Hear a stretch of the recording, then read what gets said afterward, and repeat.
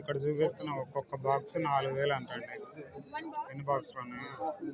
1 2 3 4 5 6 7 8 9 ఇందాక ఒకటి తెచ్చారు. మొత్తం 10 బాక్సులు. ఒక్కొక్క బాక్స్ 4000 అంట. వాటిలో రకరకాల చేపలు ఉన్నాయి చూడండి.